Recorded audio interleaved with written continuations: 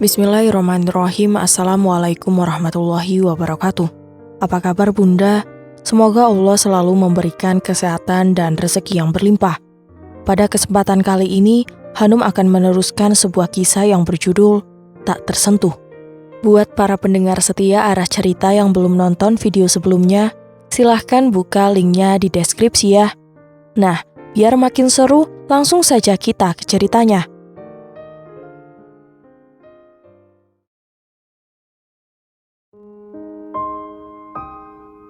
Sudah jam 9, Mama kemana? Tumben belum bangun, ucapnya bergumam.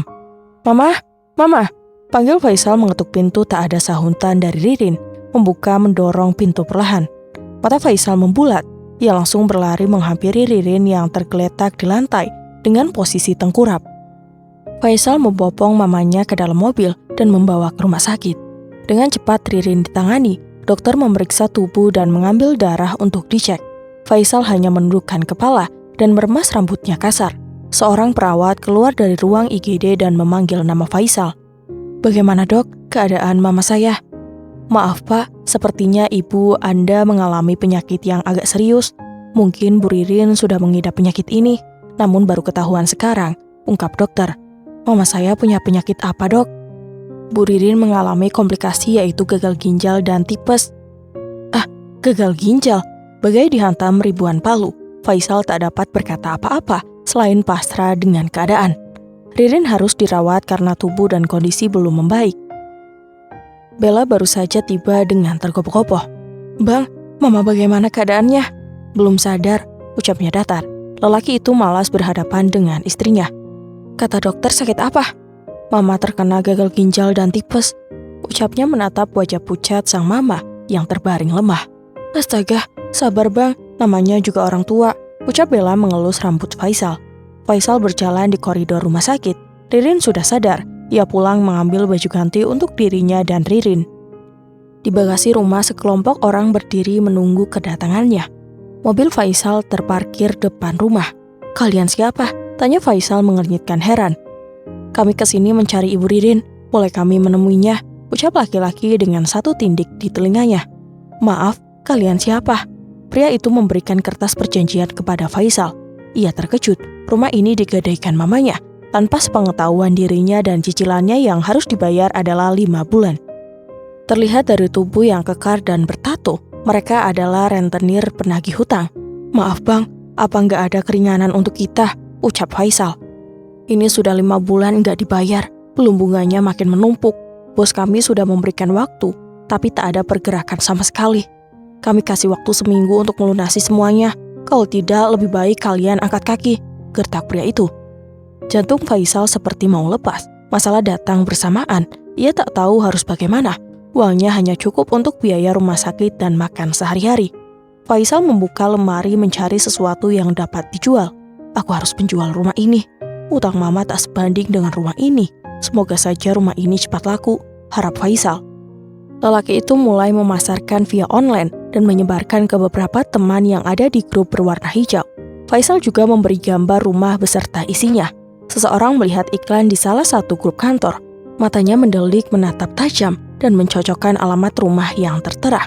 Ia yakin telah terjadi sesuatu kepada mereka. Orang itu adalah Airi. Ia menghubungi kakaknya untuk meminta pertolongan. Mungkin rumah itu bisa dijadikan tempat yayasan panti asuhan, pikirnya. Kakak, kita harus berbicara empat mata. Aku butuh waktumu. Pulanglah malam ini, ucap Airi kepada Putra. Ia mengakhiri panggilan telepon. Kamu yakin membeli rumah ini? Putra terkejut dengan maksud adiknya. Kak, aku butuh tempat untuk yayasan dan mereka butuh uang. Aku yakin itu, jelasnya. Aku yakin kamu bukan butuh rumah itu, tapi kamu masih mengharapkan Faisal. Ingat, dia sudah mentalak kamu, dan kamu belum mengajukan gugatan cerai ke pengadilan. Tidak kak, aku tak mengharapkannya, ucap Airi membuat Putra tersenyum lega. Baiklah Tuan Putri, kita akan membeli rumah tersebut. Keputusan Putra. Airi mendengar ucapan tersebut tersenyum bahagia, walaupun mereka jahat kepadanya, tapi Airi tak tega melihat mereka sengsara. Dalam 3 hari rumah tersebut sudah terjual. Sang pembeli mengirim uang DP melalui rekening milik Faisal dan melunasi utang mamanya. Ia sedang memasukkan barang-barang berharga. Abang, kita pindah kemana? Tanya Bella. Wajahnya berubah cemberut. Untuk sementara kita ngontrak dulu. Apa? Ngontrak? Kenapa nggak beli rumah saja, Bang? Belum bisa, Abang harus menutupi kemungkinan yang harus kita bayar. Sabar ya.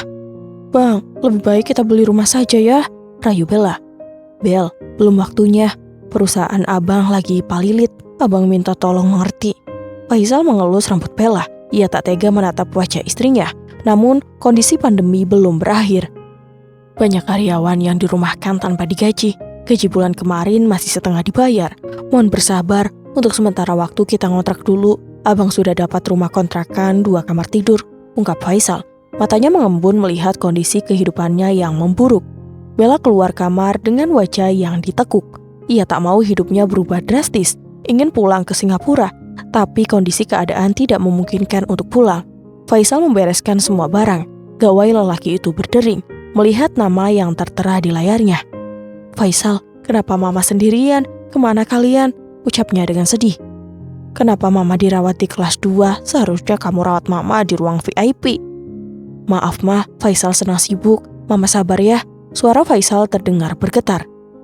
Ingin membicarakan semuanya, namun ia tak tega. Cepat kemari, jangan lupa bawakan Mama buah-buahan. Ririn mengakhiri panggilannya. Faisal menatap gawainya, menundukkan kepala dan mengusap wajahnya. Hatinya terasa sedih, menatap ke sepenjuru ruangan. Kenangan selama 1 tahun di rumah ini. Rumah ini adalah hadiah untuk Airi. Namun, hanya masalah selaput darah ia menjadi murka, mengkhianati Airi dengan menikahi Bella yang nyatanya istri keduanya sudah tak gadis lagi. Kenyataan itu ia tutup rapat karena ia malu dengan Airi. Cintanya masih utuh untuknya, pura-pura lupa walau rasa itu masih ada. Ia juga tak membalas semua rayuan Airi waktu itu. Bukan tak bergairah melihatnya memakai lingerie yang jarang ia kenakan. Tubuh Airi tak kalah indah dengan Bella. Istri pertamanya mengajak dirinya di saat yang kurang tepat. Ia lelah telah melayani Bella yang selalu mengajaknya bercumbu di kantor. Faisal datang ke rumah sakit dengan menenteng buah di tangannya. Mama, bagaimana hari ini keadaannya? Tanya Faisal. Wajahnya yang sedih ia buang ketika masuk ke ruang inap. Faisal, makanan di sini tidak enak, hambar. Sabar Ma, nanti kalau sudah keluar rumah sakit Mama bisa makan enak. Mama ingin makan steak ditambah telur, minumnya mojito blueberry. Dessert jangan lupa tiramisu topping es krim coklat. Cecar Ririn dengan membayangkan semua makanan di depan mata. Mendengar semua keinginan Ririn, Faisal ingin menangis. Makanan yang disebutkan wanita yang telah melahirkannya selama 9 bulan adalah makanan favoritnya. Untuk sementara Mama hindari makanan itu semua. Mama perbanyak minum air putih dan hindari makanan protein dengan jumlah yang banyak. Kenapa Faisal? Sebenarnya Mama sakit apa sih? Faisal ingin mengatakan, bibirnya terasa keluh. Mama, maafkan Faisal, sebagai seorang anak tak bisa menjaga Mama. Faisal, katakan kepada Mama. Wajah Ririn terlihat panik, ia takut penyakitnya mematikan. Gagal ginjal, ucap Faisal. Ia memeluk mamanya yang tergugu. Mereka terisak bersama, pelukan saling menguatkan. Maafkan Faisal, maaf Mah, lirihnya dalam pelukan. Ini bukan salah kamu, ini semua salah Mama, tidak bisa menjaga kesehatan. Apa Mama bisa sembuh? Ririn melepaskan pelukan dan menatap anaknya. Insya Allah bisa. Faisal menghapus air mata yang membasahi Ririn. Mama tidak perlu khawatir, semua pasti kita bisa lewati. Faisal juga tak yakin dengan ucapannya. Ia akan mencari pekerjaan yang lain untuk pengobatan Ririn. Semua surat rumah dan biaya-biaya lain sudah berada di tangan pihak pembeli. Sisa uang sudah diterima dengan tunai. Ia tak tahu pembeli rumah tersebut adalah Airi, mantan istrinya. Hari ini Ririn diperbolehkan pulang. Sejak mengetahui penyakit yang dialaminya, Ririn tak bersemangat untuk hidup. Orang yang ia ingin temui adalah Joko, suaminya. Lelaki itu yang merawat dirinya ketika sakit. Pria yang baik namun disia-siakan. Ririn tak pernah merasa puas dengan apa yang diraih suaminya. Tanpa ia, ternyata hidupnya hampa. Wanita itu terlalu gengsi untuk menghubungi Joko. Mah, ayo kita pulang, ajak Faisal. Setelah melunasi semua biaya administrasi rumah sakit dengan pembayaran tunai karena selama ini ia tak pernah berpikir untuk membuat kartu kesehatan yaitu BPJS. Faisal, Bella kemana? Ririn mencari sosok mantunya. Selama dirawat, Bella hanya menjenguk 1 kali. Bella sedang pergi, ia ada perlu, jawab Faisal. Sejak pagi Bella pergi entah kemana, ia tak berpamitan kepadanya. Mereka keluar dari rumah sakit. Faisal mencari taksi dengan aplikasi. "Faisal, mobilmu mana?" tanya Mama. Tak biasanya tak membawa mobil. Mobil? Kita naik taksi aja. Ayo Mah, itu taksinya." Karena kontrakan tidak terlalu luas, mobil juga ia jual untuk tambahan. Selama perjalanan, Ririn lebih pendiam. Biasanya, ia selalu banyak bicara. Di perjalanan, Faisal melihat wanita yang sangat ia kenal sedang bergandengan tangan dengan mesra. Wanita itu tertawa bahagia dan lelaki itu mengecup keningnya. Hatinya terasa panas, darahnya mendidih, dan emosinya sudah tak bisa ditahan lagi. Faisal meminta Pak sopir untuk meminggirkan mobil. Ia keluar mobil dengan wajah marah dan rahang yang mengeras. Tangannya mengepal kuat ingin menghajar lelaki itu. "Apa yang kamu lakukan?" teriak Faisal dengan nada membentak. Semua pejalan kaki melihat adegan tersebut. Faisal menarik lengan wanita itu dengan kasar. Suara jeritan sang wanita terdengar sumbang bagi Faisal ketika lelaki itu memberi bogem mentah kepada pria yang mencium miliknya. Darah segar keluar dari bibir pria itu. Tak ada balasan, hanya senyuman sinis menghiasi bibir pria itu. "Abang, sudah dilihat orang." Bella menahan tubuh Faisal. Tatapan suaminya sangat marah. Diseretnya lengan Bella dengan kasar. "Sakit bang, biar aku jalan sendiri," tolaknya dengan nada tinggi. Faisal tak habis pikir mengapa Bella yang terlihat sewot sehingga ia yang marah. Bukannya datang menjemput mertua, malah asik pacaran. Faisal membukakan pintu mobil lalu menutup dengan kasar. Ririn menatap Bella heran. Tidak ada satupun kata keluar dari bibirnya. Ririn menatap jalan yang tidak biasa ia kunjungi dan bertanya kepada anaknya, "Faisal, ini mau kemana? Kok jalannya beda?" Tanya Ririn mengernyit heran. Biasanya tidak melewati jalan kampung, rumah mereka berada di komplek. "Emangnya Mama nggak tahu?" ucap Bella dengan ketus. Faisal yang duduk di samping sopir menoleh dan membesarkan matanya. "Tahu apa?" tanyanya lagi. Ririn merasa sesuatu yang tidak beres. "Maaf Mah, nanti kalau sampai tujuan Faisal akan ceritakan," jelasnya dengan lembut. Bella mendelik malas. Cinta Bella sudah luntur ketika Faisal bangkrut. Baginya, Faisal hanya sampah yang harus dibuang pada tempatnya. Ia tak mau hidup susah, kontrakan yang kecil dan lingkungan yang kumuh menurut Bella. Mobil berhenti di depan rumah kontrakan bertingkat tanpa ada garasi. Faisal mengontrak rumah tersebut seharga 1.300.000 sebulan, belum termasuk listrik. Ririn bergeming melihat rumah mungil di depan matanya dan berkata, "Faisal, ini rumah siapa?" tanya mamanya. "Ini kontrakan kita sementara, nanti Faisal jelaskan." Jelas Faisal dengan suara lirih. Faisal menggandeng mamanya masuk ke dalam. Ririn menatap ke sepenjuru ruangan. Tak ada sofa di sana, hanya ada televisi, barang-barang masih berantakan. "Ayo Mah, istirahat dulu." "Faisal, kemana rumah kita?" "Maaf Mah, Faisal harus menjual rumah dan mobil." Jelas Faisal dengan suara bergetar. "Faisal terpaksa karena..." Ucapan terjeda. "Karena untuk bayar utang Mama," sambung Bella. "Kalau Mama nggak gadaikan rumah kita nggak akan susah begini," ucap Bella dengan nada sinis. "Bel, sudah. Biarlah Bang, biar tahu diri, bikin orang susah demi kesenangannya," sindir Bella. "Cukup Bel." "Maaf Mah, sikap Bella kasar."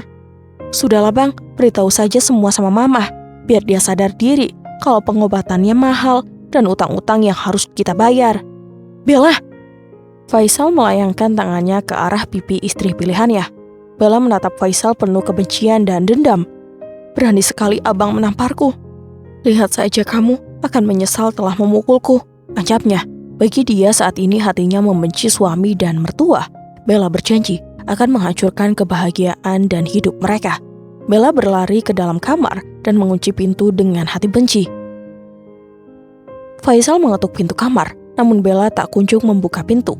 Akhirnya ia tidur di atas lantai dengan alas kain yang diberikan oleh mamanya, selembar kain batik berwarna coklat. Di dalam kamar, Bella menatap amplop coklat dalam lemari. Hatinya kian penuh dengan emosi atas tindakan suaminya. Menghubungi kekasih hatinya untuk menjemput di gang rumah, Bella bergegas memasukkan pakaiannya ke dalam tas. Uang dalam amplop yang berada di tangannya hasil dari sisa penjualan rumah dan mobil Faisal. Tanpa ragu dan tanpa dosa, membawa semua uang itu. Bella mengintip di celah pintu dengan perlahan-lahan, melangkah seperti maling di rumah sendiri, keluar rumah melarikan diri dengan kekasih hatinya. Faisal sudah terlelap dalam mimpi.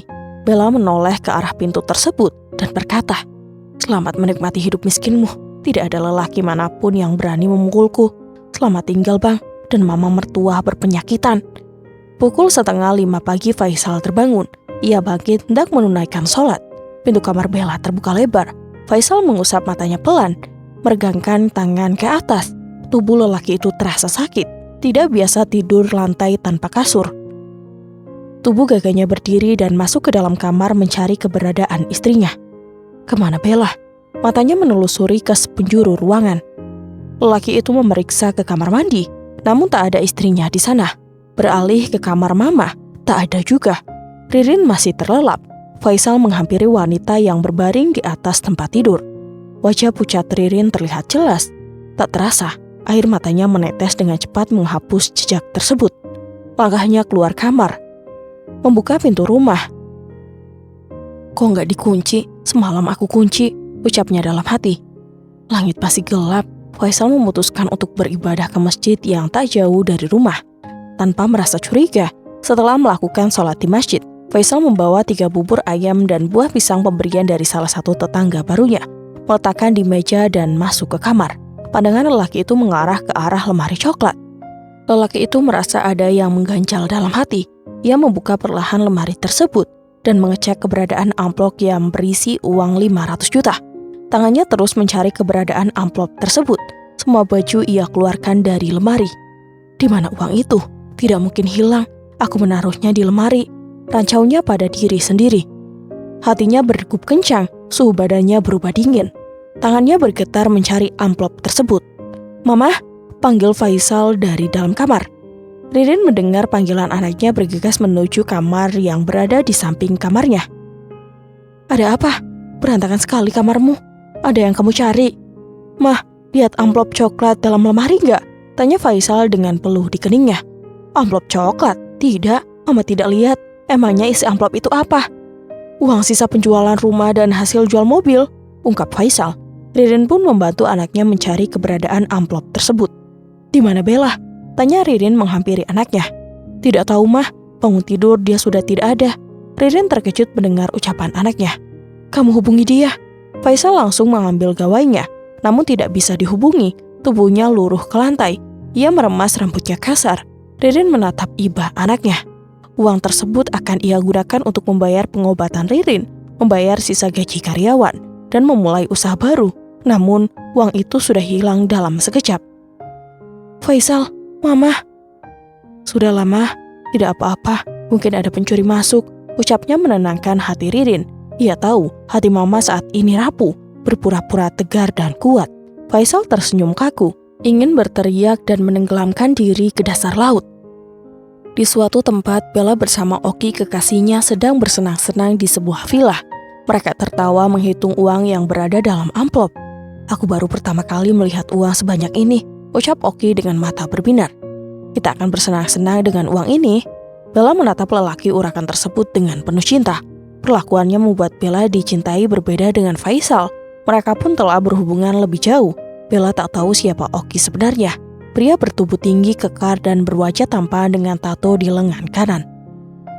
Faisal memberitahu kepada seluruh staf perusahaan dengan musibah yang menimpanya. Menggunakan aplikasi hijau melalui grup, mengebuskan napas perlahan. "Selamat pagi semuanya. Salam sejahtera. Saya sebagai pemimpin perusahaan Travel Beaker memberitahukan bahwa untuk bulan ini tidak bisa mengirim sisa gaji karena suatu masalah. Saya harap kalian memakluminya. Saya mengucapkan permohonan maaf kepada kalian sebesar-besarnya." Faisal ambar. Semua karyawan merasa kecewa dengan informasi tersebut. Berbagai pertanyaan dilontarkan oleh mereka. Faisal menjawab pertanyaan dengan sebenar-benarnya, tanpa menutupi semuanya. 35 karyawan yang telah menjadi korban. Perusahaan milik kakeknya berada di ambang pintu kebangkrutan. Hanya ada satu jalan, menutup perusahaan tersebut dan mencari pekerjaan yang lain. Ia sudah pasrah dengan apa yang terjadi. Mungkin ini sudah jalan kehidupan yang harus ia lalui. Roda kehidupan akan berputar, yang miskin menjadi kaya, dan kaya menjadi miskin. Faisal berjalan kaki mencari info pekerjaan. Namun, tak ada lowongan yang kosong. Dalam dompet, sisa uang hanya 500.000. Sebuah mobil putih berlogo huruf H berhenti dan menghampiri Faisal yang sedang duduk di halte. Mobil tersebut mundur tepat berhadapan dengan Faisal, membuka jendela dan kacamata hitamnya. "Faisal?" panggilnya dengan suara manja. Lelaki itu memandang wanita yang menyebut namanya. Ia lupa dengan wanita itu. "Kamu gak kenal sama saya? Saya Tante Dewi, teman mama kamu," ucapnya berteriak di dalam mobil. Faisal menghampiri mobil tersebut, memastikan wajah wanita itu. "Masuk, ikut saya," ajak Dewi. Di dalam mobil, Faisal hanya diam. Dewi yang paling banyak bertanya. "Lalu bagaimana keadaan Ririn?" Tatapan Dewi ke depan, tangannya menyetir mobil. "Mama hanya butuh pengobatan yang rutin tiap bulan." Faisal menatap jalanan di depan. "Kasihan sekali Ririn, sudah dicerai suami, ia harus menanggung penyakit yang susah untuk disembuhkan. Rumah disita bank, sekarang rumah dan perusahaanmu kalian memang sedang diuji," ucap Dewi bersimpati. "Faisal, Tante juga sendiri di dunia ini. Suami saya meninggal 3 bulan yang lalu. Ia terkena serangan jantung. Perusahaan tidak ada yang menjalankan. Anak saya perempuan dan sedang mengandung. Kasihan kalau harus membantu perusahaan papinya. Tempat tinggalnya di kota lain," ungkap Dewi. Ia wanita yang tangguh dalam menghadapi hidup. Faisal mengucapkan bela sungkawa kepada Dewi mendengar kabar tersebut. "Kamu butuh uang dan Tante butuh seseorang membantu menjalankan perusahaan. Kamu tak perlu khawatir, nanti saya akan mengajarkan bagaimana cara mencari klien yang mau bekerja sama dengan kita. Tante yakin kamu bisa." Dewi tersenyum melirik Faisal. "Di sana juga ada beberapa bos penting yang harus kamu ketahui. Mereka berhak atas perusahaan tersebut. Perusahaan itu bukan sepenuhnya milik saya. Bagaimana? Apa kamu mau bergabung dengan kami?" "Baiklah Tan, saya bersedia." "Nah gitu dong. Besok kamu datang jam 8 pagi. Tante tunggu. Alamat selengkapnya akan Tante kirim di nomor kamu." Faisal pulang ke kontrakan dengan wajah yang lebih baik. Di depan kontrakan, Ririn mamanya sedang dimaki-maki orang. Faisal segera berlari ke arah mereka. "Apa yang terjadi? Mengapa mama dimarahi orang-orang?" lirihnya. "Oh, ini ibu Anda. Kamu tahu nggak? Dia mau mencuri baju saya yang dijemur depan rumah," ucap pemilik baju dengan nada sewot. Wanita itu bersama teman-temannya mengejar Ririn yang terlihat ketakutan sampai kontrakan. "Tidak, Cal. Mama tidak mencuri." Faisal membantu Ririn untuk bangkit. "Bohong, saya lihat dia mengambil baju itu," sungut pemilik baju. "Tidak, saya bukan pencuri. Saya hanya menyentuh bahannya. Bahan baju itu sangat lembut," ungkap Ririn. Wajahnya menunduk tak mau menatap mereka. "Ibu-ibu, tolong jangan mengambil keputusan sendiri tanpa bukti. Ini bisa menimbulkan fitnah," ucap Faisal. Mereka saling menatap satu sama lain. "Ini hanya salah paham. Mohon maafkan kami, ibu saya sedang sakit," ungkap Faisal. Mendengar penuturan Faisal, mereka membubarkan diri tanpa diminta. "Padahal aku lihat dia menyembunyikan baju kamu," bisik tetangga pemilik baju. "Iya, aku juga. Kelihatan dari penampilannya mereka orang kaya," bisik pemilik baju. "Mungkin mereka mendadak miskin. Kehidupan orang siapa yang tahu. Selama hidup berbuat baiklah, menjaga ucapan dan sikap kepada orang lain," tutur ibu memakai hijab. Ririn menghabiskan waktu hanya untuk melamun di dalam kamar. Entah apa yang ia pikirkan. Selama ini hidupnya hanya menghamburkan uang. Dia selalu berbuat jahat kepada orang. Hatinya penuh dengan kedengkian. Tak bisa melihat orang lain lebih bahagia darinya. Joko, suaminya, telah menikah lagi dengan gadis Kalimantan. Lelaki itu telah menceraikannya secara resmi. Joko menghubunginya tadi siang. Hatinya terasa nyeri mendengar kabar yang mengejutkan dari lelaki itu. Joko adalah sosok suami penyabar dan bertanggung jawab. "Mah, jaga diri baik-baik, berbuat baiklah kepada orang. Papa harap Mama sehat selalu. Maafkan Papa selama ini," ucapannya saat berbicara di telepon genggamnya. Faisal menghampiri Ririn dan duduk di sebelahnya. Anaknya itu menceritakan perihal pertemuan Faisal dengan Dewi. Mata Ririn membulat. Ia terkejut mendengar nama Dewi. "Kenapa, Mah?" Mama, apakah tidak ada orang lain selain Dewi?" "Memangnya kenapa?" Ririn mengingat kisah 3 tahun yang lalu. "Hei, ibu-ibu, kalian tahu nggak skandal yang lagi hot?" ucap Ririn. Ia sedang menghadiri arisan Sultan. Hanya para orang kaya yang bisa mengikuti arisan tersebut. "Apa itu?" suara ibu-ibu yang lain riuh. "Kalian tahu nggak, Cing Dewi punya skandal?" Ririn berbicara dengan berbisik-bisik. "Skandal apa?" ucap mereka bebarengan. "Cing Dewi punya berondong," bisik Ririn. "Masa sih? Dia kan kalem, gak mungkin," ucap wanita berhijab kuning. "Iya benar, ucap mereka serempak. Ririn mengeluarkan gawainya dan memposting di grup aplikasi. Semua yang ada di grup dapat melihat foto tersebut. Astagfirullahalazim, gak nyangka Dewi bisa berbuat begitu. Foto Dewi yang sedang bergandeng tangan memasuki hotel dan foto satu lagi sedang bermesraan dengan lelaki bule. Semua grup arisan memberi komentar dengan pedas. Dewi wanita yang terlihat baik di luar dan di dalam selalu bergonta-ganti lelaki. Dewi datang ke tempat arisan tersebut. Ia belum membaca pesan grup yang masuk. Dewi menegur mereka dengan sopan, namun mereka mengacuhkannya. Dewi mengernyit heran apa yang terjadi dengan mereka. Duh, elek banget punya berondong, lupa sama suami, sindir Ririn. Ia melirik teman-temannya. Mereka semua tak suka dengan perempuan pengkhianat dan tak setia. Maaf, maksudnya apa? Tanya Dewi dengan nada sopan. Sudahlah, percuma kita nasihatin, ucap wanita berbadan gemuk. Nasihatin apa? Dewi semakin bingung dengan ucapan mereka. Jangan main api, kalau nanti kebakaran bagaimana? Sindir teman yang lainnya. Mereka terlihat geram dengan Dewi. Dasar perempuan gatel, maki wanita berdandan menor. Dewi semakin bingung dengan hinaan mereka. Ia menatap Ririn, wanita itu membuang muka. Maaf Jeng Dewi, kita ini semua bukan pengkhianat, apalagi wanita gatel. Jangan mencoreng grup Sultan. Kalau mau ikut saja grup sebelah yang tiap hari bawa berondong. Rin, maksudnya apa ini? Ini pasti ulah kamu. Ririn hanya diam tak menjawab. Asal kalian tahu semua itu tidak benar. Dewi meninggalkan mereka dan membayar semua arisan selama beberapa bulan ke depan. Mereka menyuraki Dewi. Cacian dan makian semakin banyak di kolom komentar. Dewi yang membaca komentar tersebut membuat rongga dada menjadi sesak. Ririn yang tak suka dengan Dewi mencari cara untuk mempermalukan dirinya. Bukan hanya itu, permasalahan yang Ririn lakukan membuat suaminya naik tikam kepada Dewi. Dewi dituduh selingkuh. Masalah tersebut menjadi bumerang rumah tangga Dewi. Beruntung sekali Dewi bisa membuktikan semuanya kepada suaminya. Ternyata Ririn telah mengedit foto tersebut dengan sengaja. Dewi memang baik kepada semua orang. Rumah tangganya terlihat harmonis dan mesra. Ririn merasa cemburu dengan kehidupan Dewi. Faisal mulai bekerja dengan Dewi. Wanita itu membantu dan membimbingnya dengan baik. Mereka akan mengunjungi klien yang akan bekerja sama dengan mereka. Kita akan mencari dana untuk sembako gratis, itu rencana perusahaan saat ini. Sampai semua stabil, baru kita memulai lagi rencana berikutnya. Perusahaan yang berkelas mereka kunjungi dari gedung satu ke gedung yang lain. Faisal menyukai semangat Dewi padahal umurnya sama dengan Ririn ibunya. Hari pertama sedikit lelah. Faisal memilih naik angkutan umum daripada naik ojek online. Uang dalam dompet semakin menipis. Ia hanya tersenyum menatap dompet tersebut. Dengan berjalan kaki lebih sehat, pikirnya. Faisal melihat wanita berhijab putih seperti Airi, mantan istrinya. Ia berlari mengejar Airi dan memanggil namanya. Wanita berhijab putih itu tidak menghiraukan panggilan Faisal. Hatinya sangat rindu dengan istri pertamanya. Wanita itu berjalan semakin cepat. Mengetahui seseorang mengejarnya, ia berlari seperti ketakutan dengan suasana jalan yang sepi. Faisal terus mengejar dan mengejar hingga sebuah pukulan melayang ke pipi kanan.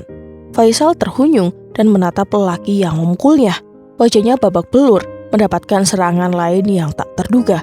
Suara teriakan wanita membuat lelaki itu terdiam dan menunjukkan jarinya ke wajah Faisal.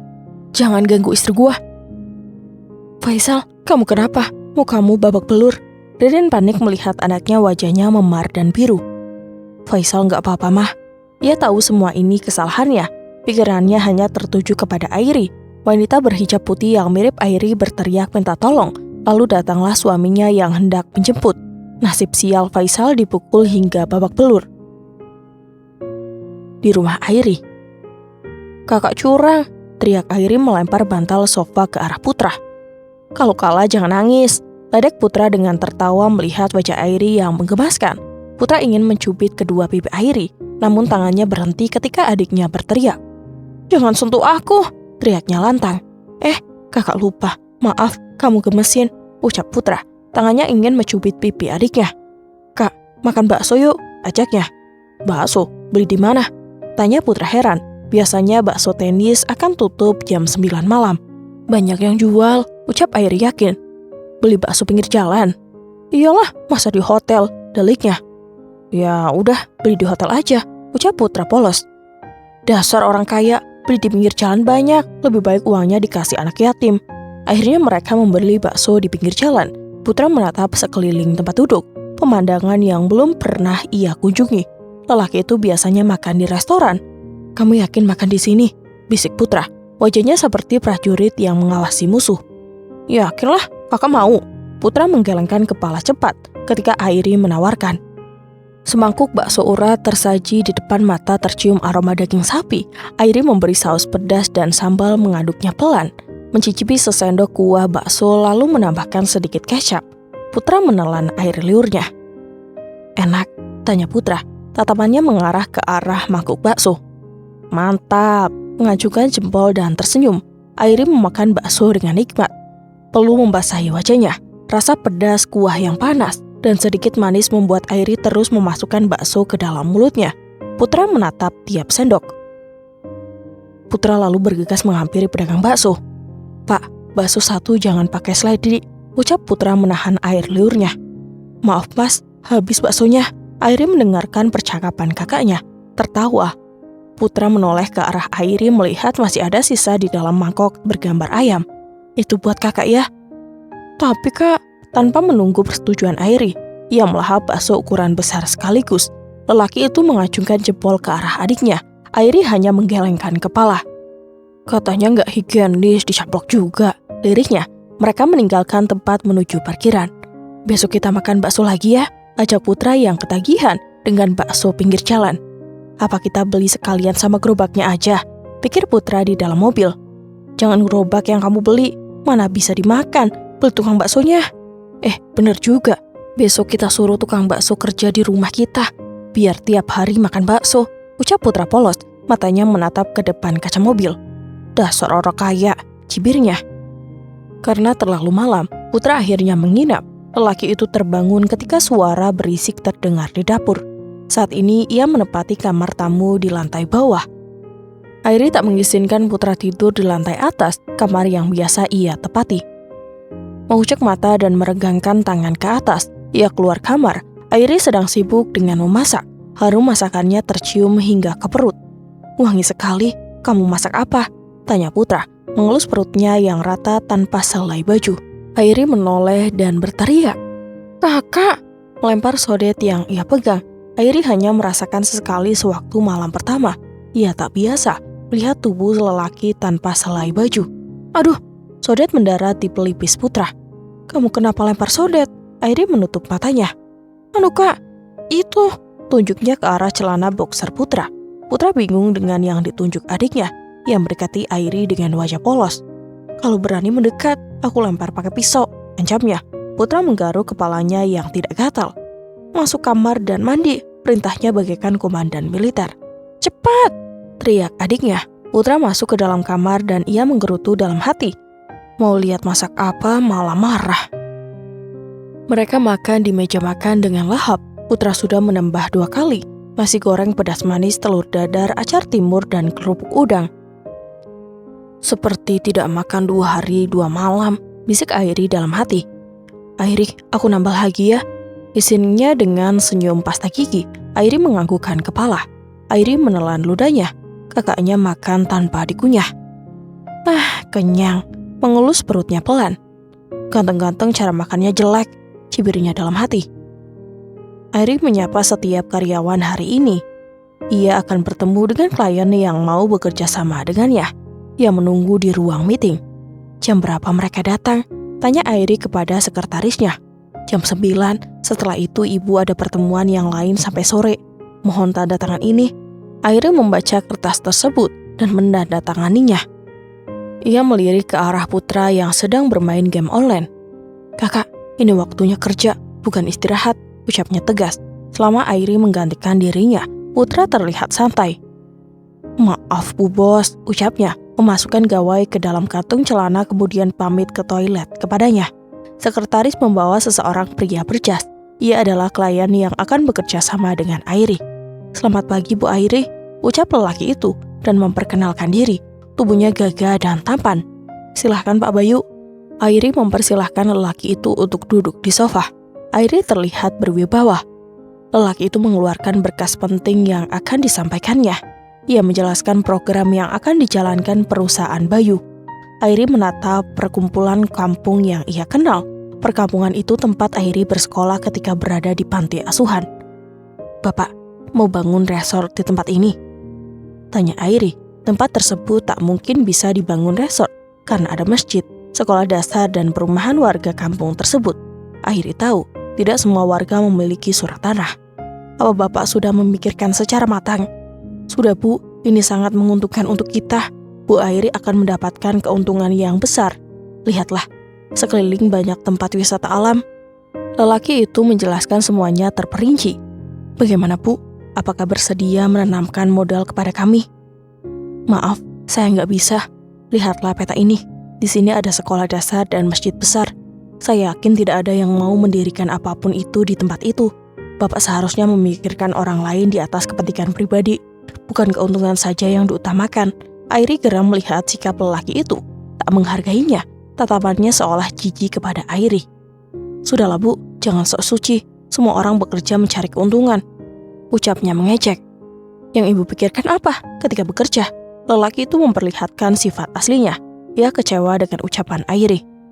"Maaf Pak, saya tidak bisa bekerja sama dengan Anda. Saya rasa Anda tahu dan mengerti." Lelaki itu melonggarkan dasinya dan tersenyum sinis.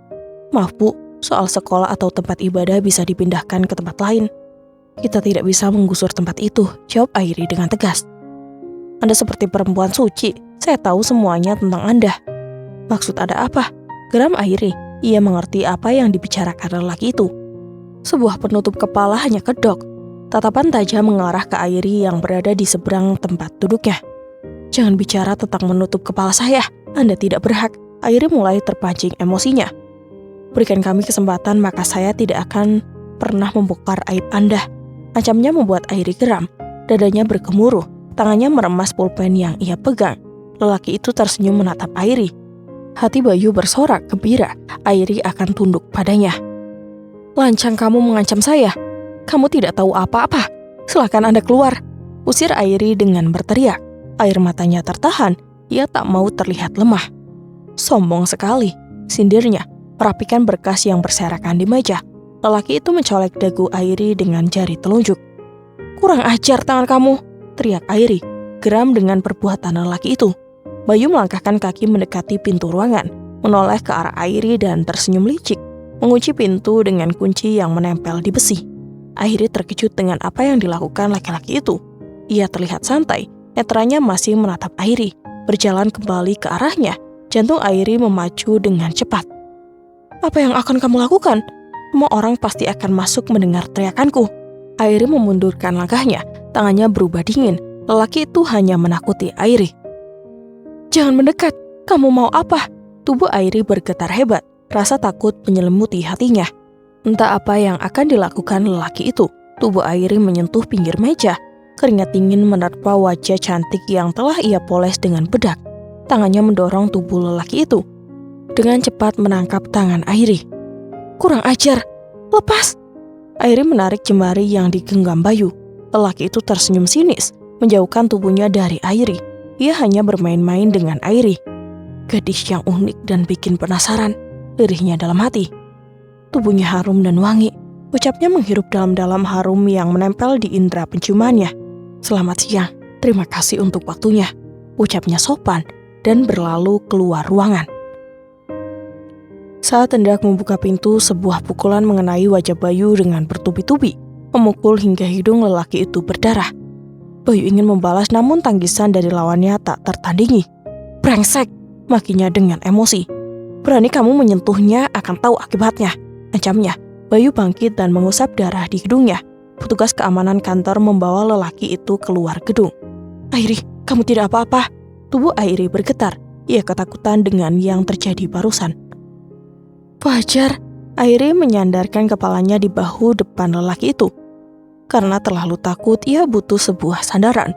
Putra yang sedang asik bermain game di dalam toilet. Ia tak tahu dengan apa yang terjadi.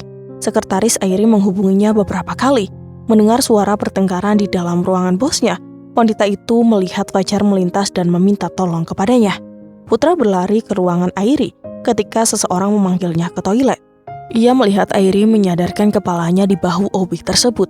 Pemandangan tersebut membuat Putra menjadi panas di dalam hati dan darahnya. Putra terdiam di depan pintu. Isakan Airi terdengar. Fajar melihat kehadiran bosnya dan menegakkan tubuh Airi. Semua akan baik-baik saja, aku yakin kamu kuat. Fajar meninggalkan Airi, berpamitan kepadanya, melewati Putra dan tersenyum ramah. Airi, kamu tidak apa-apa. Maaf, aku tadi. Tidak apa kak, aku tak apa, lirihnya. Putra memberikan segelas air putih kepada adiknya. Tangannya terlihat gemetar. Airi tidak tahu apa yang harus dia lakukan. Dirinya sangat terhina dilecehkan seperti ini. Sejak dari siang, Airi tampak diam, tidak ada candaan di bibirnya. Bahkan tak mau, minum pun tidak. Besok hari Sabtu, bagaimana kalau kita jalan-jalan ke villa, biar pikiran kita nggak stres? Aku nggak stres kok, ucap Airi datar. Pikirannya menerawang jauh. Siapa yang bilang kamu stres? Aku ngajak kamu jalan-jalan, geram Putra. Adiknya hanya melamun dengan tatapan kosong. Airi, kamu kenapa? Dari tadi diam aja. Putra mulai sewot, tatapan tak fokus ke arah depan. Aku lapar, ungkap Airi. Di depan ada restoran seafood. Padangannya masih kosong. Putra mengernyit heran. Sepiring ikan gurame bakar dan cah kangkung pedas tersaji di meja makan. Ayo kita santap, ajaknya. Putra makan dengan lahap. Ia mendongak melihat Airi yang tiba-tiba berdiri melambaikan tangan ke arah seseorang. Wajah yang sendu berubah ceria. Kamu di sini Airi, selamat malam Mbak Putra. Menoleh ke arah Putra dan tersenyum sopan. Putra tak membalas sapaannya. Panggil dia Bu Airi, bukan Airi, sindir Putra. Ia tak suka melihat kedekatan adiknya dengan office boy tersebut. Maaf Bu Airi, panggilnya canggung. Fajar, kita di luar kantor panggil aku nama saja, oke? Airi menarik lengan Fajar dan mempersilahkan duduk di sampingnya. Makanlah Jar. Kamu tidak makan, tanyanya. Isi piring Airi masih utuh. Kebiasaan kamu kalau ada kejadian pasti gak mau makan. Dulu Airi pernah mengalami kejadian yang menyakiti hatinya. Ia dituduh anak haram oleh teman-teman sekolah. Airi menangis sepanjang malam tak mau makan dan minum. Fajar menghampiri kamar Airi. Ia memanggil gadis itu, walaupun usia lebih muda darinya. Lelaki itu memiliki sifat dewasa. Fajar membawakan mie goreng dan susu putih hangat. Mereka duduk di teras melihat keindahan bintang dan bulan. Fajar menyuapi Airi dengan sabar hingga minyak habis tak tersisa. Fajar sangat mengenal Airi. Mereka hidup bersama sejak kecil. Fajar ditemukan warga di tempat sampah dengan tubuh yang dimasukkan ke dalam kantung kresek putih. Tubuh bayi itu masih menempel darah. Untung saja, warga menanganinya dengan cepat, kemudian diserahkan ke panti asuhan dan diberi nama Fajar, nama yang singkat namun bermakna. Makan, nanti kamu sakit, bujuk Fajar. Ia menyodorkan nasi dengan tangannya ke arah Airi. Wanita itu mau membuka mulutnya. Putra melihat pemandangan yang membuat hatinya panas membara. Mengaduk makanannya dengan emosi, dan memasukkan nasi ke dalam mulutnya kasar. Kakak, kamu sakit? Tanya Airi dengan nada khawatir. Setelah makan malam, tadi Putra terlihat tak bersemangat. Kakak, teriak Airi di telinga Putra. Putra diam tak merespon. Kakakku sayang, ada apa denganmu? Pujuk Airi dengan suara manja. Mendengar panggilan sayang, wajah Putra menjadi berseri-seri. Iya adikku, kakak gak apa-apa, cuma lagi bad mood, ungkapnya. Kakak cemburu ya, selidik Airi. Sejak melihat dirinya dan Fajar, wajah Putra berubah ditekuk. Siapa yang cemburu? Ngapain cemburu? Bukan tandingan aku. Oh, kirain. Airi meninggalkan Putra di sofa ruang tamu. Ia bangkit dan melipat tangannya di dada. Pulang sana, usirnya kasar. Airi terdengar sewot. Kamu ngusir aku? Tunjuk jarinya ke arah wajahnya. Iya, kenapa? Gak suka? Tapi aku mau nginap lagi di sini. Besok kita ke villa. Alasan Putra, ia masih ingin mencicipi masangan Airi dan berbincang dengannya. Tidak, aku gak mau pagi-pagi sudah sarapan tubuh kamu. Sarapan? Emang bagian tubuh mana? Goda Putra. Ia tahu adiknya tak bisa melihat tubuh lelaki lain. Pulang! Usirnya lalu meninggalkan Putra dan melempar kunci mobil yang ia letakkan di tempat gantungan kunci. Galak, ledek Putra. Semenjak Airi bersamanya, adiknya selalu galak dengannya. Tapi tidak dengan Fajar. Airi akan terlihat baik dan bersikap manis. Hatinya seketika kesal jika mendengar nama Fajar. Fajar, awas saja kamu kalau berani dekati Airi. Dengan perasaan dongkol, Putra keluar rumah dan membanting pintu tersebut. Airi menatap di balik horden biru kamarnya. Mobil Putra pergi dengan kecepatan sedang. Wanita itu tersenyum dan menggelengkan kepala pelan. Airi mengambil gawainya dan melanjutkan percakapannya dengan Fajar. Mereka berbicara layaknya sepasang kekasih yang telah dimabuk cinta, bercerita tentang masa kecil mereka yang selalu dirindukan. Putra dan Airi pergi liburan ke villa. Di sana mereka memiliki villa keluarga. Kali ini Putra tak diizinkan membawa mobil sendiri. Wajahnya terlihat kecewa. Bukan hanya sopir saja yang dibawa, ia juga membawa seseorang pelayan untuk menemaninya. Lelaki itu ingin menghabiskan liburannya berdua saja dengan Airi. Namun, itu hanya angan-angan saja. Airi sudah mengetahui rencana Putra. "Pak, berhenti di pinggir jalan itu," perintah Airi kepada supir. Airi turun memasuki toko swalayan dan membeli beberapa makanan ringan. Ia menelusuri semua rak makanan. Putra mengikuti adiknya. Airi menatap punggung seseorang yang ia kenal. Lelaki itu adalah mantan suaminya, bersama perempuan yang usianya lebih tua darinya. Mereka terlihat akrab. Faisal tersenyum dan tertawa mendengar wanita itu berbicara. Jiwa keponya meronta. Ia menyembunyikan tubuhnya di rak makanan. Swalayan yang berlogo huruf G memiliki ruangan yang luas.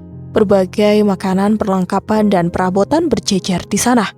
Putra menatap adiknya heran. Seperti seorang maling, ia mengendap-endap. "Kamu kenapa? Seperti maling ayam," sindirnya. "Berisik kamu, Kak," ucapnya kesal. Tatapannya masih ke arah Faisal. "Ya Allah, sesakit inikah lihat mantan?" lirihnya pelan. Hatinya terasa nyeri padahal ia sudah lama tak berjumpa Faisal dan melupakan lelaki itu. Mengapa ketika melihatnya hatinya terasa rindu? Putra mengikuti tatapan adiknya. Ia menegakkan tubuhnya dan menarik lengannya ke arah Faisal. Airi menolak dan memukul-mukul tangan Putra. "Kakak, lepas!" teriaknya. Ia menggelengkan kepala. "Selamat siang, tak disangka kita bertemu di sini," ucap Putra tanpa ragu. Airi menatap kakaknya tak percaya. "Selamat siang, Pak Putra. Gak nyangka kita bertemu di sini. Sudah lama tak berjumpa," jawab Dewi dengan sopan dan lembut. Faisal menatap mantan istrinya dengan wajah terperangah.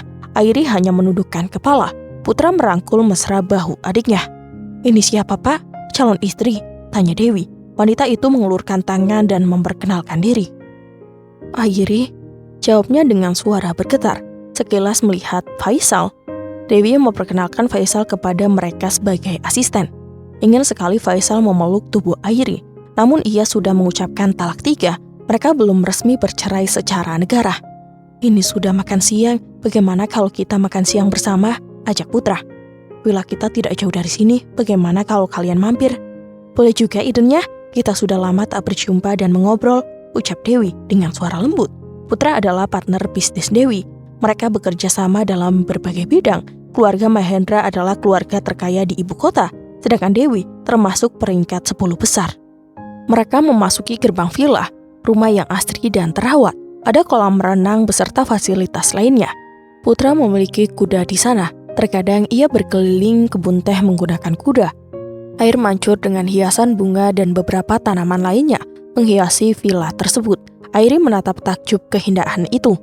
Faisal tersenyum melihat Airi yang semakin cantik dan modis, menyesal meninggalkan berlian dengan batu kali seperti Bella. Airi terlihat bahagia bersama Pak Putra. Apa mereka pacaran? Bisik hatinya.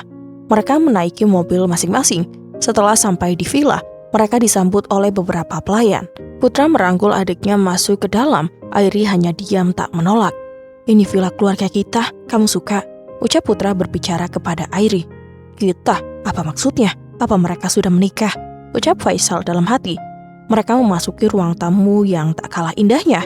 Berbagai guci unik dan hiasan lain terpajang indah dan rapi. Putra dan Dewi berbicara mengenai bisnis sedangkan Airi dan Faisal hanya saling melirik. "Kakak, aku mau masuk ke kamar dulu. Di mana kamarku?" Putra memberi perintah kepada salah satu pelayan mengantar Airi ke kamarnya. "Sebentar lagi makan siang, kamu jangan lama-lama di kamar." Airi menganggukkan kepala. Putra melirik Faisal yang menatap Airi tanpa berkedip. Mereka berkumpul di meja makan dengan hidangan yang mewah. Rendang, daging, gulai daun singkong, pek udang, perkedel, sayur padang, sambal hijau, dan kerupuk kulit. Airi masih terdiam. Jantungnya berpacu dengan cepat. Begitu juga Faisal. Mereka saling merindu, namun tak bisa bersatu kembali. Setelah makan, Airi memilih duduk di teras ditemani seorang pelayan. Faisal melirik Dewi dan Putra yang masih saja membahas pekerjaan. Faisal berpamitan untuk mencari udara segar. "Boleh aku duduk di sini?" izin Faisal kepada Airi. Seorang pelayan berdiri dan meninggalkan mereka. Apa kabar Airi? Sudah lama tak bertemu. Airi masih terdiam dan menarik napas panjang. Ia enggan menjawab. Rindu dan luka terbungkus jadi satu. Sekarang kamu sudah berbeda. Sepertinya Putra membiayai hidupmu dengan baik. Kamu memilih orang yang tepat. Sindir halus Faisal. Ia cemburu dengan mantan istrinya yang terlihat kaya. Alhamdulillah, Kak Putra menjagaku dengan semestinya.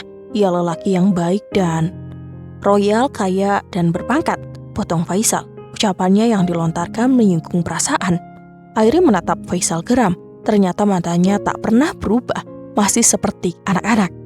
Lihatlah, villa, perusahaan, kapal laut punya, helikopter ada, dan masih banyak lagi. Pak Putra adalah pewaris tunggal Mahendra.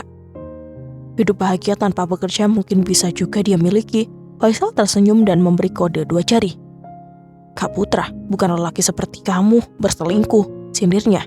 Hati yang rindu kini berubah benci. Aku tidak berselingkuh, aku menikah lagi memiliki istri, sungut Faisal. Ia kesal mendengar tuduhan Airi. Sama aja, kamu menikah tanpa izin dariku, mengikuti semua ucapan mamamu. Kenapa? Kamu membahas ini? Apa kamu masih cinta sama aku? Maaf, cinta itu sudah aku buang ke tempat sampah dan tidak akan aku pungut lagi. Lebih baik mencari yang masih baru dan tersegel. Tersegel? Memangnya kamu gadis tersegel? Sindir Faisal mengingat peristiwa dulu. Nyeri di hati Faisal menyelimuti dirinya. Airi sudah tak mencintainya lagi. Padahal, ia berharap wanita itu mau kembali kepadanya dan meninggalkan Putra. Airi, aku minta maaf. Ucapnya berubah lembut. Ia menyesal telah mengatakan semua dan menghinanya. Aku tidak bermaksud menghinamu. Aku tak peduli dan aku muak denganmu. Besok aku akan urus perceraian kita. Kita bukan suami istri lagi. Berbahagialah kamu dengan istri barumu. Airi, aku minta maaf. Maafkan aku. Suara Faisal terdengar bergetar. Ia menyesal, sangat menyesal. Airi pergi meninggalkan Faisal. Ia masuk ke kamar dan menangis di atas bantal. Mantan suaminya masih saja menghina dan merendahkannya. Seandainya ia tahu siapa sebenarnya Airi, tidak akan berani berkata itu. Suara mobil terdengar meninggalkan villa. Airi mengintip di balik jendela, menghapus air mata dengan jari jemarinya. Lihat saja, akan aku balas semua perkataanmu. Berani sekali kamu menghina aku. Aku akan buat kamu bertekuk lutut. Hanya karena selaput darah yang tak aku miliki kalian menghina aku. Ucapannya dengan marah. Suaminya, Bella, mertua, dan lelaki yang melecehkannya kemarin membuat hatinya membenci mereka. Airi menghubungi seseorang yang ia percayai. Aku butuh bantuanmu. Carikan aku beberapa orang untuk mengikuti mereka. Kutunggu kabarnya besok. Airi mengakhiri panggilannya. Ia kembali ke ranjang dan memejamkan mata hingga pagi menjelang. Airi dan Putra mengunjungi kebun teh belakang villa. Kebun teh itu milik mereka. Ia menatap keindahan dan kekayaan milik mereka. Para pekerja kebun teh sedang sibuk memetik pucuk daun teh. Indah sekali dan kebun ini begitu luas, ungkap Airi. Putra melirik adiknya dan tersenyum. Ini tak seberapa, di sebelah sana ada yang lebih luas lagi, ujar Putra. Jarinya menunjuk ke arah selatan. Milik kita juga, tanya Airi tanpa menoleh. Bukan, milik keluarga Hermawan. Siapa dia? Aku tak pernah dengar. Jelas kamu tak mengenalnya, ia lelaki paling kaya di desa ini. Kebun teh berhektar-hektar. Kita hanya memiliki setengah dari kebun teh Hermawan. Airi berjalan menelusuri kebun teh sambil berjanji. Putra mendengarkan suara merdu adiknya. Sinar matahari menyentuh kulit wajah Airi. Wanita itu terlihat lebih cantik 2 kali lipat tanpa make up. Sore ini mereka pulang. Masih di sekitar villa, mobil yang mereka tumpangi tiba-tiba berhenti. Terdengar suara teletusan ban.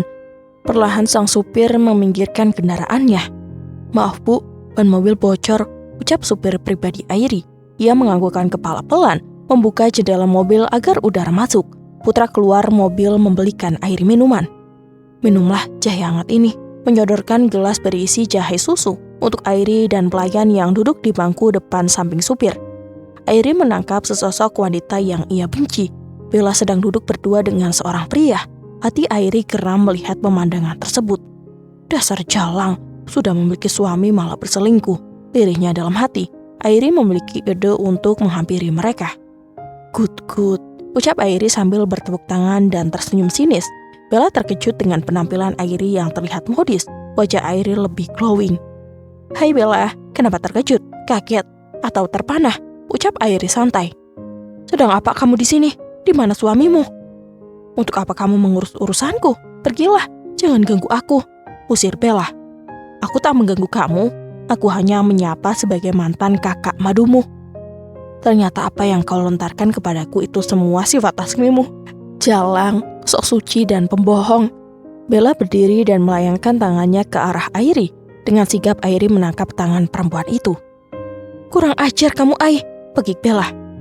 Kamu seorang pelakor sekarang malah selingkuh, sindir Airi. Mariknya menatap Bella tanpa berkedip. Siapa yang selingkuh? Emosi Bella tidak bisa dikontrol lagi. Airi telah mempermalukan dirinya di depan umum. Aku dan Bang Ical sudah tidak ada apa-apa lagi. Kita sudah berpisah, ungkapnya. Ia meninggalkan Faisal karena lelaki itu sudah tidak punya apa-apa lagi. Memilih kekasih gelapnya daripada Faisal. Setelah suamimu jatuh miskin, kamu meninggalkannya. Ketika dia kaya, kamu mendekatinya. Licik, maki Airi. Sorot matanya Bella melirik sekitar lingkungan. Orang-orang menatap pertengkaran mereka. Sebagian ada yang merekam kejadian tersebut. Bella menarik lengan kekasihnya dan masuk ke dalam mobil. Putra mengenal Bella sebagai istri kedua Faisal. Ia lebih memilih diam dan menonton pertengkaran tersebut. Airi tersenyum puas membuat Bella marah. Ponsel Airi berdering, ia menggeser ikon berwarna hijau dan menerima panggilan tersebut. Bagaimana? Apa sudah ada kabar? Apa? Kamu yakin? Ucap Airi dengan mimik wajah terkejut. Oke, terima kasih infonya. Lanjutkan pekerjaanmu, perintah Airi dan mengakhiri panggilannya. Airi kembali masuk mobil dan melanjutkan perjalanannya. Airi melangkahkan kaki ke ruang OB tempat pantry kantor. Fajar sedang menyiapkan teh untuk para karyawan. Airi menutup mata Fajar dari belakang dengan kedua tangannya. Fajar menyentuh tangan Airi. Tebak, aku siapa? Ucap Airi dengan suara cempreng. Siapa ya? Pasti Airi, tebaknya. Tidak ada seseorang wanita pun yang akrab dengan Fajar. Fajar hanya berteman dengan laki-laki. Mereka tertawa dan saling bergurau. Airi memukul pelan lengan Fajar dan menyodorkan paper bag berwarna hitam. Ini untukmu, ambillah dan pakai. Fajar membuka paper bag tersebut. Sebuah topi berwarna putih bergambar burung elang. Bahannya bagus menyerap keringat. Fajar memakainya dan bergaya di depan Airi. Tawa mereka terdengar sampai ke karyawan yang lain. Gosip tentang kedekatan mereka bertebaran. Putra mendengar perbincangan karyawan lain ketika melintas. OB sama CEO kita kayaknya lagi kasmaran. Jangan-jangan mereka pacaran, ucap karyawan memakai banduk. Iya, kayaknya. Gak bisa dipungkiri, mereka akrab banget. Dengar gak, suara Bu Airi manja banget, ucap karyawan lain. Putra melangkahkan kaki ke arah pantry, mendengar suara Airi dan Fajar sedang bercanda. Airi, teriak Putra. Ia tak bisa menahan emosinya. Kantor menjadi ramai karena suara mereka. Airi menoleh dan tersenyum canggung. Kakaknya menatap tajam ke arahnya. Airi berpamitan kepada Fajar dan kembali ke ruangan. Kamu nanti ke ruangan saya jam 10, ucap Putra. Ia membusungkan dada dan memasukkan tangan ke dalam kantong celana. Airi, apa yang kamu lakukan di pantry itu salah. Kamu seorang CEO, harus bisa menjaga jarak dengan karyawan yang lebih rendah. Apalagi seorang OB. Jangan terlalu dekat, ungkap Putra. Kakak, seorang OB juga manusia. Tidak ada yang namanya golongan rendah dan tinggi. Semuanya sama di mata Allah kecuali ketaatannya. Airi, tolong kamu dengarkan kakak. Sebagai pemimpin perusahaan ini, kamu jaga sikap. Bisa-bisanya kamu tertawa hingga terdengar karyawan lain. Apa kata mereka? Kakak, aku Airi tak peduli dengan ucapan orang lain. Airi mengambil berkas yang harus ia selesaikan tanpa menoleh ke Putra. Putra mendengus kasar dan keluar ruangan dengan perasaan kesal. Fajar sudah duduk di hadapan Putra. Lelaki itu bersikap tenang. Putra menatapnya tajam. Jauhi Airi, ucapnya tiba-tiba. Putra merasa terganggu dengan kehadiran Fajar. Maksud Pak Putra apa? Mengapa saya harus menjauhi Airi? Ia mengernyitkan kening. Tiba-tiba Putra berkata demikian. Mulai hari ini kamu saya pecat. Ini gaji kamu yang terakhir dibayar tunai tanpa potongan apapun. Putra melempar amplop putih ke meja. Apa salah saya? Saya tak merasa memiliki kesalahan. Fajar tak menerima keputusan Putra. Putra tak memberi alasan kepada Fajar. Ia tak suka melihat keakrabannya dengan Airi. Bayang-bayang mereka sedang berbincang dengan hadiah Airi untuk Fajar berputar di pikirannya. Darahnya mendidih menyaksikan kemesraan mereka. Ini terimalah gaji terakhirmu. Putra tak memberi alasan yang tepat. Fajar sangat kecewa dengan keputusan Putra. Ia mengambil amplop tersebut dan keluar ruangan dengan hati yang kesal. Airi mencari Fajar di pantry, namun ia tak melihat pemuda itu. Mengitari ruangan lain, namun tak menemukannya juga. "Permisi, apa kalian lihat Fajar?" tanya Airi kepada salah satu teman Fajar yang berprofesi sama. "Fajar, ia sudah tak bekerja di sini, Bu," ungkapnya dengan sopan. "Tadi pagi ada, kenapa sekarang tidak ada?" "Fajar sudah dipecat, Bu," OB itu berpamitan kepada Airi. Airi heran mengapa Fajar dipecat. Ia menghampiri Bu Rosi, leader OB. Bu Rosi mengucapkan salam ketika Airi datang dan menanyakan Fajar. "Maaf, Bu, saya kurang tahu alasan Fajar dipecat," ungkapnya. Ia juga heran, Fajar adalah pekerja yang rajin dan giat. Semua karyawan memberi nilai plus kepadanya. "Siapa yang memecatnya?" Airi terkejut ketika Bu Ros menyebutkan nama Putra, menghampiri ruangan Putra dan membuka pintu kasar. "Airi, kamu bikin kaget saja." Putra mengelus dadanya. Ponsel yang ia pegang terjatuh ke lantai. "Kenapa kakak pecat Fajar?" Itu Fajar bekerja tidak becus dan malas," jawab Putra asal. Ia melirik wajah adiknya yang memerah. "Tidak mungkin, Fajar pemuda yang rajin," ujarnya. Netranya menatap kakaknya yang menundukkan kepala. "Kamu baru di sini jadi mana tahu. Fajar itu sering main ponsel di kala jam kerja." "Itu kakak kali, bukan Fajar," baginya. Putra menjadi salah tingkah. "Kamu saja yang tak kenal dia. Aku lebih kenal Fajar daripada kakak," ucap Airi menekan kata. "Maksudmu apa? Apa kamu memiliki hubungan khusus?" tanya Putra penasaran. Entah mengapa, pertanyaan itu yang muncul di bibirnya. "Itu urusan aku, bukan urusan kakak." "Urusanmu urusanku juga, kamu adikku," Putra menjawab tak mau kalah. "Bukan berarti kamu mengaturku, aku memiliki pilihan sendiri." "Airi, aku tak bermaksud mengaturmu, aku hanya..." "Cemburu." Airi meninggalkan Putra tanpa pamit, berjalan dengan cepat tanpa menoleh. Faisal pulang lebih awal. Ririn mamanya mengajaknya untuk menemui teman lama Ririn. Mereka menggunakan taksi online menuju ke sana. Faisal ingin menolak ajakan Ririn, namun lokasi alamatnya sangat jauh. Ia takut terjadi apa-apa dengan wanita itu. Rumah yang mewah dan indah. Rumah ini 2 kali lipat dari miliknya yang sudah disita bank. Seorang wanita sekitar umur 40 terlihat segar dan bugar menyambut mereka di pintu masuk. "Tante Ririn, apa kabar?" Ia mencium kedua pipi Ririn dan melirik sekilas Faisal. "Baik, kamu tambah cantik dan awet muda," puji Ririn kepada temannya, Sonia. "Tante bisa aja, silahkan masuk." Mereka berbincang masalah perempuan dan tertawa. Entah apa yang mereka bicarakan. Faisal malas mendengar percakapan mereka. "Ini anakmu yang kamu ceritakan." "Iya, ganteng kan?" puji Ririn kepada anaknya. Sonia hanya tersenyum malu-malu, jantungnya berdegup kencang memandang wajah tampan Faisal. Mereka saling memberi kode. Faisal memainkan gawainya tanpa mendengar percakapan mereka. "Sal, bagaimana menurut kamu Sonia?" tanya Ririn ketika masuk ke rumah. Setelah 1 jam perjalanan pulang. "Baik dan lumayan," ucap Faisal acuh. "Kok lumayan? Dia itu bagi mama perfect." "Sini duduk dulu." "Maksud mama mempertemukan kamu untuk menjodohkan kamu dengan Sonia," ungkap Ririn tanpa canggung. "Apa?" Faisal terkejut dengan ucapan Ririn. Ia tak menyangka orang tuanya akan menjodohkannya lagi. Setelah perjodohannya dengan Bella, kini Ririn masih saja melakukan hal yang sama. "Faisal, Sonia itu janda yang ditinggal mati suaminya. Ia kesepian, mama kasihan dengannya. Lagian umur mama gak lama lagi. Penyakit mama susah untuk disembuhkan," ungkapnya dengan sesegukan. Ririn tak ingin hidup susah selama masih hidup. Ia lelah tinggal di kontrakan yang menurut dia sempit tanpa AC seperti rumahnya dulu. "Mama pasti sembuh," Faisal yakin. "Pekerjaan sekarang lumayan gajinya walaupun tak sebesar dulu. Semua harus disyukuri, masih diberi umur, tempat tinggal dan rezeki." "Mama terlanjur berjanji dengan Sonia. Ia wanita bisa segalanya, berbeda dengan Bella yang hanya bisa shopping dan berdandan. Sonia bisa masak, mengurus suami dan kaya." "Tapi Faisal tidak menyukai Sonia," ungkapnya. Ririn terisak lebih kencang, menutup wajahnya dengan kedua tangannya. "Mama mau kamu menikah dengan Sonia. Ini permintaan terakhir Mama. Mama mohon." Ririn terus memaksa Faisal untuk menikahi Sonia. Umur Faisal dan Sonia berbeda 10 tahun. Jarak yang sangat jauh. Faisal tak bisa melupakan Airi.